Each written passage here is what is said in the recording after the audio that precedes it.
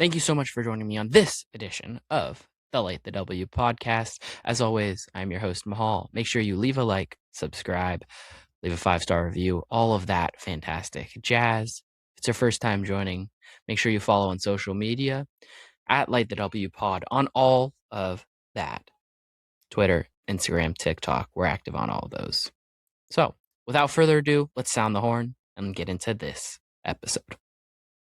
The pitch from Acevedo. Swung on and line down the left field line for a base hit. Fly ball, gap, right center field. And Double him up at second. Luke is going back to the 1-8 track. Get out the right, run and bust it, grandma. It is grand salami time. to the American League Championship Series for the first time in 24 years.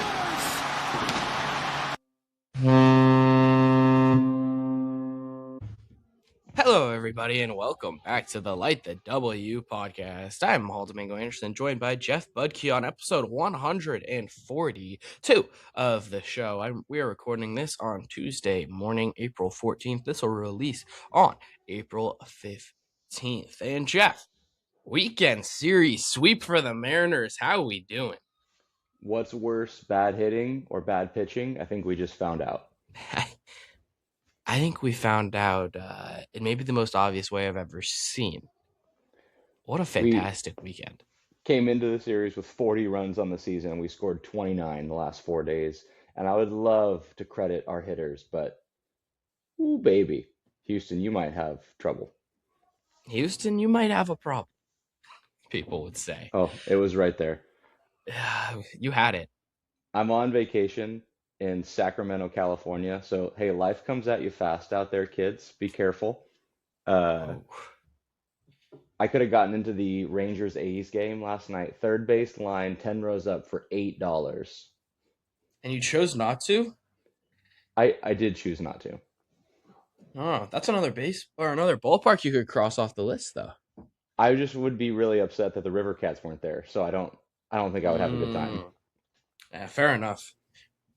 Jeff's a big Cats guy. What have we really learned in the American League so far? Is the answer nothing? I mean, you asked this question, what was it, 2 weeks ago, a week ago? And I literally think we've learned nothing. Like, I don't think we've learned anything in baseball. Well, the Dodgers might be annoying. Well, but we already knew that. That's true. The American League, to me, I think there's only one takeaway, and that's that the Blue Jays are in big trouble. I agree. I will also say, in defense of those Blue Jays, like, the injuries that they have had, I don't know what you're supposed to do with that. But we talked about how a lot of their hitters, like, they just had career years last year, and I don't know how they would bounce back. Like, that's kind of what we're seeing. And Okamoto instead of Bichette, also kind of what we're seeing. So it'll be interesting to see what they do. Of the White Sox, 6 wins, half of them against Toronto. The starting pitchers, the best ability is availability. I'm worried for that squad. Yeah, I mean, can you imagine if that Blue Jays team didn't sweep Sacramento off the bat? Yeah. Like, if they had to play Sacramento today, who's winning all 3 of those games? Like, Sacramento. They have 6 wins right now, and 3 of them are from that series. Crazy. Remarkable. On the Mariners sense, you mentioned it. Like, what can you really take away from the American League? What can you really take away from this weekend? The Mariners dominated a poor pitching staff where the bullpen might have been as taxed as a bullpen has ever been. Like, what do you take away from that? I think that our bullpen looks a lot better when we're winning, and the Astros bullpen, like, you can't even judge them fairly. They had to pitch so many innings, so many extra innings that you would normally not do. It'd be like, it's the equivalent of us sending Legumina out for 4, Brash out for 2 per night. It's not ideal. And no one was in their comfort zone of pitching.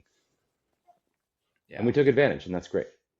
Yeah, and I think that is probably the takeaway from the Mariners' perspective is that we took advantage. Some of the guys started to break out, and the at-bats continued to be really good. We forced Houston to try and throw into the strike zone. And a lot of the time they weren't able to. When they did, a lot of the time we were able to put the ball in play. We were able to get hits. And especially yesterday, Josh Naylor was finally able to do damage. The leg kick for the win. Uh, yeah, I was looking back at our season so far. To me, only 3 games have legitimately changed directions, as far as like a win becoming a loss becoming a win. That March 28th game against Cleveland, that switched twice. That was kind of anybody's game. That's the Brian Wu start.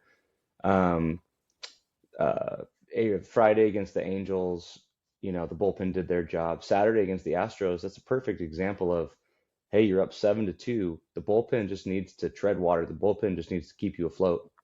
And the Mariners took advantage. And you talked about it on Monday's show, but that 5-run fifth inning, it's awesome. It's something that you do against a bad bullpen, and that's something that inevitable feeling that we want this Mariners team to have is, hey, if you're bringing in bad bullpen, this game's not over.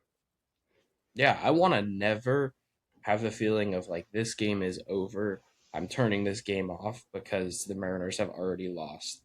And that's kind of how this year's team feels. It's like this offense feels relentless. It feels like at any point they could break out and score 5 runs, they could break out and score 10 runs. And that's some of the frustrations I think that had happened through the first 12 games of the year where they weren't able to do that.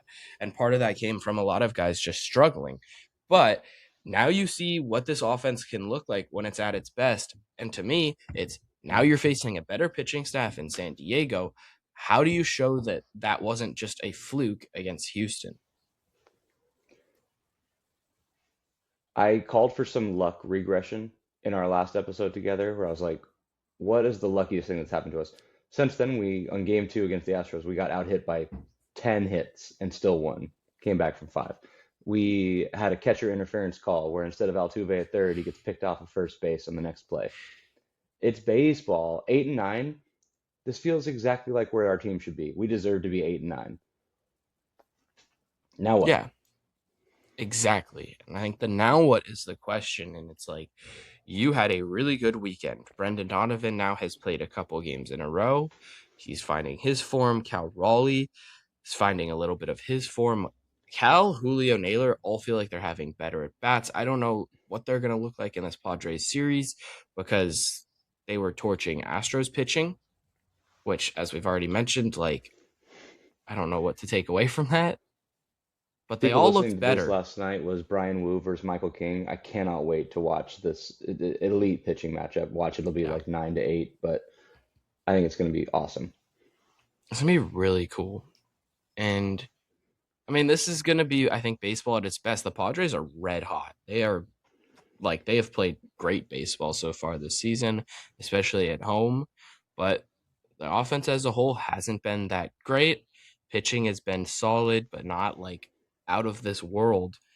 And this Mariners team, this is an opportunity. This is a team you should beat. Show that you can beat this team, show that you're a good enough team. And I think that we're having a great conversation at the end of this week, at the beginning of next week. We're 1-5 on the road. I'd love to go 2-1. That'd be really cool. Yeah. Let's talk about Luis Castillo for a Yep. second. He starts game 3 against San Diego, which feels like it's an automatic loss at this point. Two straight rough starts for him. What do you make? What do you make of Luis Castillo? His ERA by month has been historically documented plenty of times on broadcasts and things. April and March, his ERA is 3.92. In May, it's a 4.03. June, 3.77. July, 2.63. As the weather gets hotter, excuse me, Luis Castillo gets much better. We were flummoxed by his performance in March against the Yankees. We were like, what does this mean? Did he change his ways? The Yankees had been hitting up to that point. They had just demoed the Giants. Um, and then Luis shuts him down. His fastball was moving. And since then, it has only moved into barrels of bats. 7 innings, last 2 starts, 10 earned. It looked much worse than that. Whoa, where do we go from here? Yeah, it's a concern because there were times through last season, times through 2024 as well, where it just felt like he wasn't going to be able to get outs. And look, we saw what happens to a bullpen when a starter's not able to go deep into games. We just saw it from the Houston perspective. And that's my worry with Luis Castillo is that even if he does, somehow manage to keep it within 3 runs, 2 runs, whatever it might be, he doesn't feel like he's going to be able to go 6 innings, even 5 innings at this point. Like getting 4 innings from him feels like it's like the most amazing thing I've ever seen. And we don't have a long reliever in the bullpen. Dan Wilson can think he does, but we do not. No. I mean, Cooper Criswell was thought to maybe be that. He's some starting pitching depth, but you look at what Hancock's done this year, you look at Bryce Miller potentially coming back, and I don't want to have this conversation yet because I want to see sort of what happens once Bryce Miller comes back. And I always like to say baseball sorts itself out, baseball works itself out. Don't need to have these roster conversations until they're an actual conversation. But what happens with Luis Castillo when you can very obviously have a better starter in the big leagues up with him there? Ryan Sloan isn't ready. Kane Anderson looks ready, but they're not going to do that. That feels foolish to call him up. The real question is when Bryce Miller comes back, is Castillo replaced, or is it a 6-man rotation, or is Hancock moved? Another thing that feels crazy, including this year, Castillo is owed 2 years, $48 million left on his deal. If he pitches 180 innings next year, he automatically gets a contract year added. The Mariners will not let that happen. He will not pitch 180 innings, whether he's the best or not. To me, Hancock has to stay. He's 27 years old. It's time for him to be a Mariners starting pitcher or time for him to build up his trade value through July and go from there. He cannot go to AAA. He cannot go to the pen. Yeah, I mean, I agree. Like everything he's done, like makes you think he's the real deal. Like I'm excited by Emerson Hancock. I'm excited to see his start on Wednesday. I'm excited to see what he can do because he's looked really good. The sweepers looked really good in that last start. There were moments in that game where he legitimately did not have the sweeper, but he was still able to dominate, able to have a good start, and that's exciting. He can show what he can do and work through it. And Castillo has thrown a lot of pitches, hasn't shown how he can get outs, and that's a concern. His breaking ball doesn't look like it's going to be able to get swings and misses. The slider, he doesn't really have another breaking ball. His changeup hasn't really worked since 2019, maybe 2021. So to me, the frustration with Castillo is like, you're 33 years old now. Your fastball velo is not what it used to be. You're not going to be able to get swings and misses and weak outs with your fastball, your sinker. Your slider's not getting the same whiffs because of the same velocity issue. Like, can I get a new wrinkle into your arsenal, something to switch you up? And I don't know if it's that he hasn't tried it or if nothing has worked, but that's frustrating for me because it's like you clearly need to change something and you just haven't. It doesn't look like Castillo has plan B or plan C, whatever you want to call it available to him right now. No, it doesn't at all. And I wonder, if it's changing that game plan of not throwing that fastball as much with 2 strikes. Because I see him throw that fastball with 2 strikes and it just gets pummeled. Yeah. I'm like, it doesn't make any sense to me to throw that fastball with 2 strikes. He'd been very good against lefties entering that last start, really weirdly. But if it didn't already come back to life, it's going to come back to life. That fastball is a barrel finder, especially for left-handed hitters. It's a problem. I'm concerned for that Thursday game, and it makes these first 2 games really crucial for this Mariners team against the Padres. You were absolutely right to talk about these things usually work themselves out. Emerson Hancock career whip is 1.3. This year he's at 0.736. Is that sustainable? No. Is a whip around 1 sustainable? Yeah, and that would change his trajectory as a pitcher in baseball. His career walk rate is 2.8 per 9, and right now he's walked 3 guys in 17 innings. Like he's not walking dudes. He's not allowing base runners for free. Emerson Hancock can be a quality starting pitcher. Is Luis Castillo capable of that? Of course. But it doesn't look good right now. It does not look good at all. And look, I don't want to talk about negative things after a 4-game mop series sweep of our division no Mob 'em. longer rivals, Houston Astros. Woo, baby. Whew, whew. Uh, because that's a fun weekend. But there were things we saw that was like, Andres Munoz, another guy where it's like, ooh, he's looking like Fernando Rodney out there this weekend. Didn't like that. Didn't enjoy that. He's another guy I think we'll figure it out eventually. But even down the stretch last year, he was a little bit of shakiness. He was a little bit stressful. So see what happens there. If you're telling me that, if you're asking me to make a prediction, I would say that Castillo hits the injured list when Bryce Miller is ready, whether he has an injury or not. Just kind of gets right, takes some time off. And then we go to six man for a little bit, let that work itself out. Last year, we make fun of it all the time. The Padres traded for Mason Miller, gave up DeVries. Hancock is not that valuable in any sense of the word. But if you're telling me that we could turn Hancock into a quality relief pitcher at the deadline, that's something we're going to have to seriously consider. This stuff's going to work itself out. But overall, like I think Dan Wilson's going to keep throwing Luis Castillo out there until Bryce Miller is back, at least. I 100% agree. He is a guy, Dan Wilson, that likes to show belief in his guys, likes to trust them, likes to get as many outs as possible with them until they literally cannot get outs anymore. And he's going to do that with Luis Castillo. And I think Luis Castillo has probably earned that right with his career as a Mariner. He's been a fantastic starting pitcher for this Mariners team. But first and foremost, I want to see this team win games this year. And he feels like he's sort of holding them back from their true sort of opportunity and ability this season. A quick shout out to Brian Wu before we move on from the lineup. What was it's hard to say weakness in 2025 when he got Cy Young votes, but his weakness in 2025 was the home run ball. Nada so far.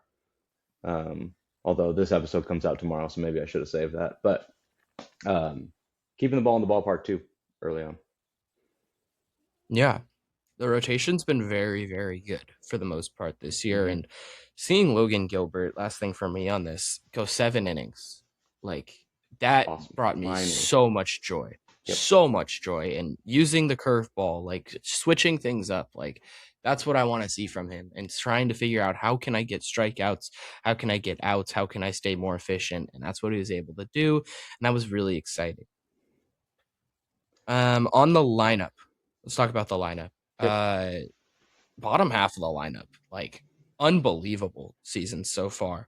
From Randy Rosarena down, you look at their lineup against right-handed pitchers. It's a 140 WRC plus, a 164, a 130, a 121, and a 122. The 3 guys, like you mentioned this, but the 3 guys that are below 100 in terms of WRC plus, Cal, Julio, and Naylor. Like this offense is so exciting. And they're going to be fine. We know that. Yep. Yeah. Julio or JP Crawford, there's a place for him on this team. Like we said, this stuff works itself out. He's at 109 OPS plus. Would have been higher if not for Joe Adell. There's space for him on this team. It felt like a great weekend for everyone except Rob Refsnyder. But other than that, everyone got a few knocks. Yeah, everyone contributing, everyone really kind of doing their part. I'm excited for that game where Cal or Julio sort of just carries this offense, or maybe both of them together. Like they just pick it up and they're able to just to like carry it and be the aircraft carrier that they both can be. That's what Saturday looked like. It was like, hey, the team's not feeling great. Let us pick you up. How awesome was that Julio homer? Oh my God. Belted. Oh my gosh. Crushed. And like, if we're being even more honest, like you and I think that Dominic Canzone is probably better than he's playing right now. And he's doing fine. But like he's going to heat up as the year goes along too. Yeah. I mean, and you look at it, right? It's like Randy Rosarena is the only guy that I'm like, he feels like he's doing like a lot better than like what I think he's going to do over the course of 162 games. Cole Young's heated or cooled down a little bit, especially over the weekend, but Dom Canzone's going to be better. I think that he's just going to get more hits to fall as well. Luke Raley's not going to strike out 38% of the time, I hope, for an entire season. I don't know. I hope his whiff rates are remarkable, but if he can It's figure really out how to bad. put the ball in play, like, whew, whew, whew. And this is an insight into the mind of the Mariners fan. Like we love complaining, we love being upset, we love bringing up Colton Wong.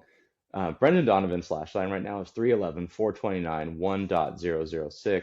It's literally the coolest thing that's ever happened to us, and I haven't seen the headband since game one. Uh, Without Brendan Donovan, this team looks a lot worse. Jorge Polanco, his OPS plus is 63 in New York.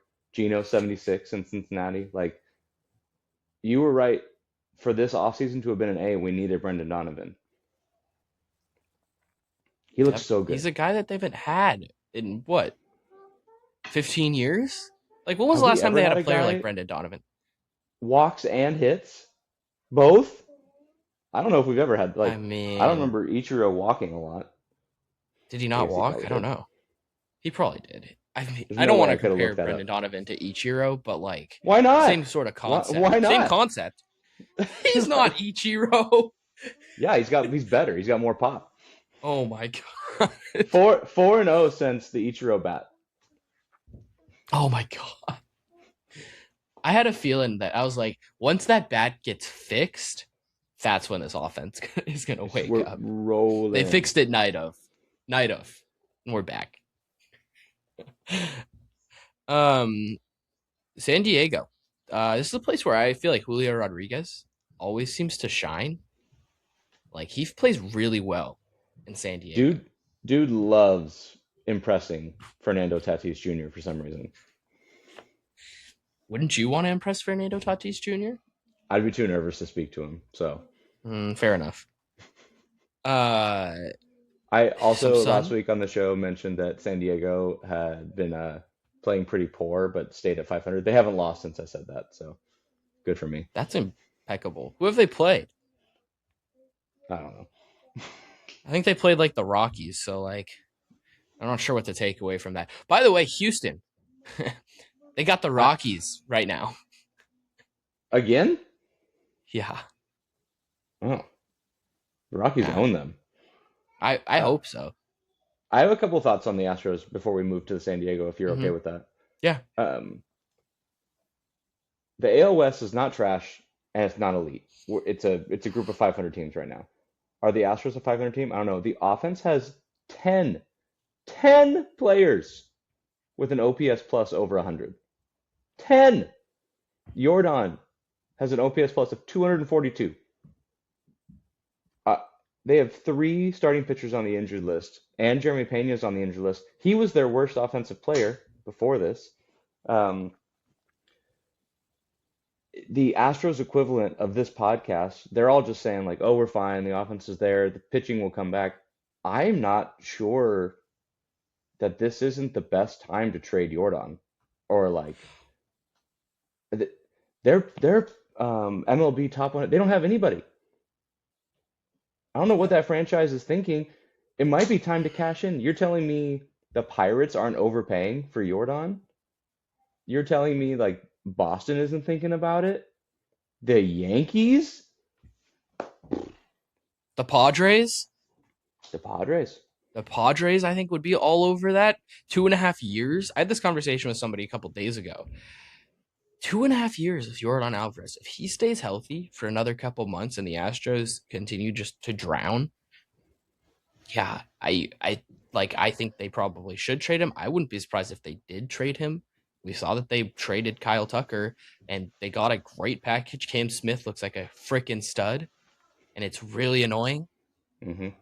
Like they could make some really interesting moves come the deadline if they choose to sell. I I know I'm the annoying guy that comes on here and talks about like the Mariners, what's our Northern Star? We're trying to compete for 10 years. The Astros, it seems like they're like the Golden State Warriors. They're like, we got one more in us. We got one more in us. Let's keep pushing the chips in. I'm like, bro, cash out, walk away from the table. What are you doing? Just hit a reset, and you got a guy like Cam Smith right now that you can build around for the next 5 seasons. Like, you could trade a bunch of guys and make a rebuild where you're competitive again in 2028, 2029. I, we picked them to make the playoffs. At least I did. Or was like, geez, I guess it has to be them because the American League stinks.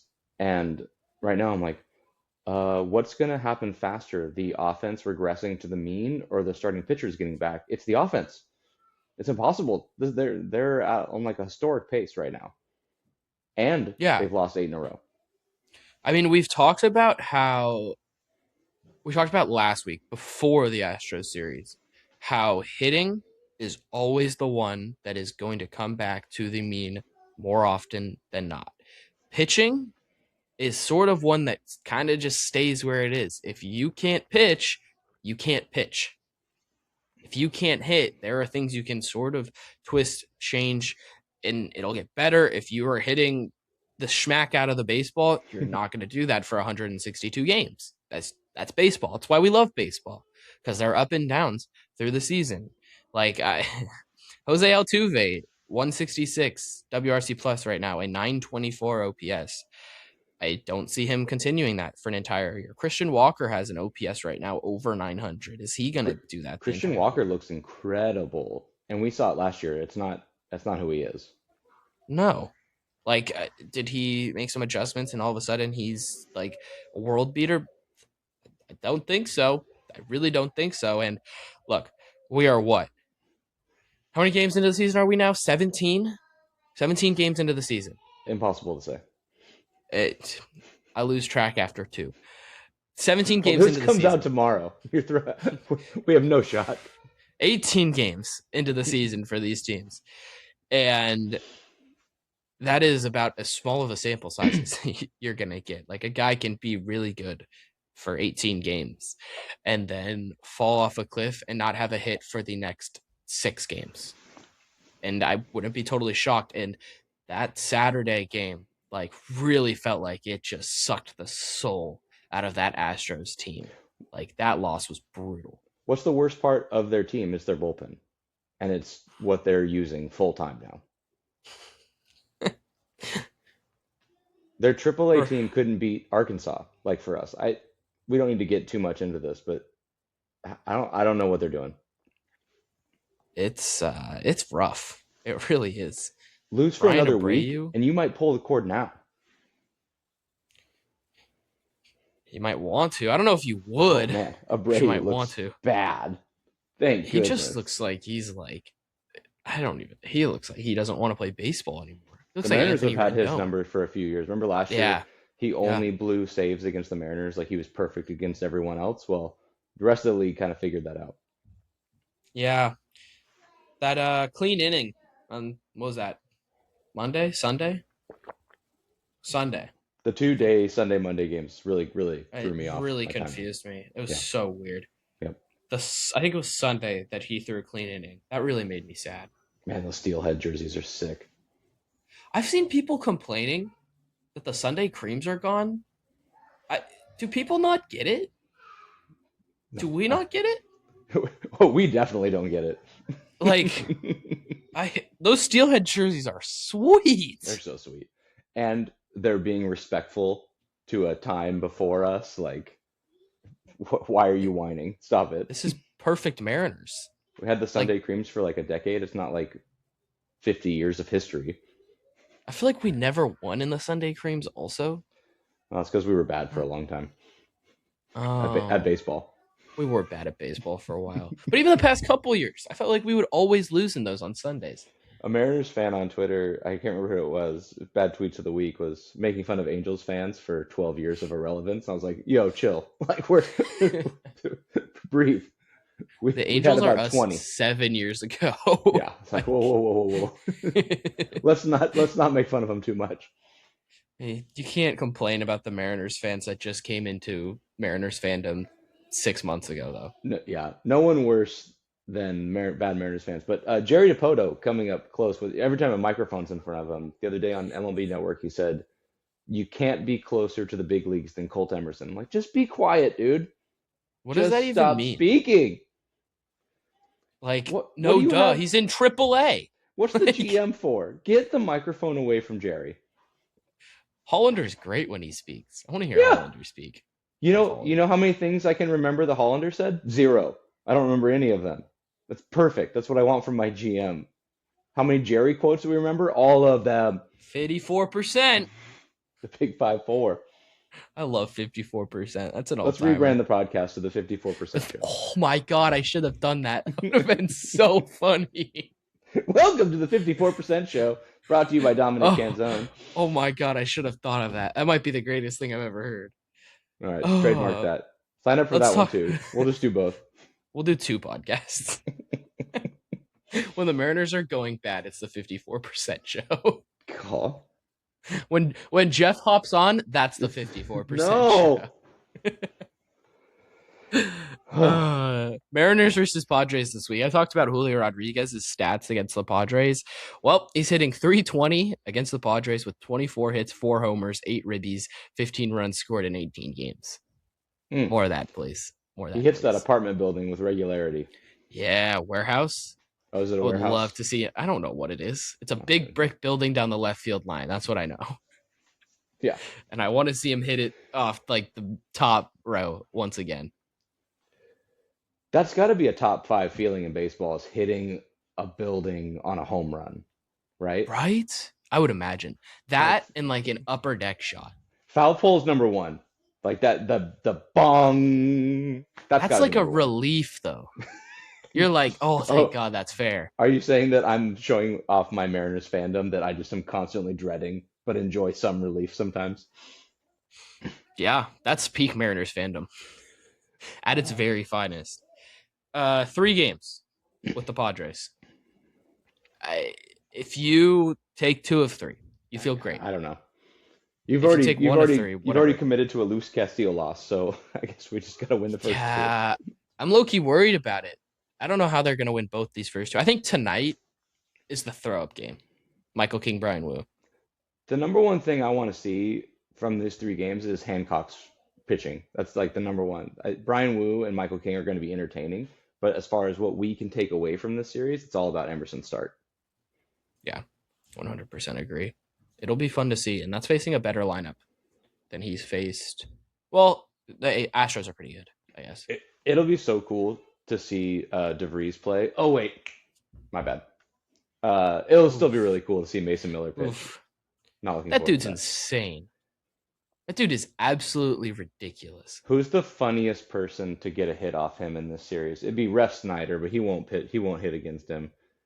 Leo Rivas. Oh, Leo Rivas getting an extra base hit would be the You're totally funniest right. thing. Lead off the 9th with a double from Leo Rivas.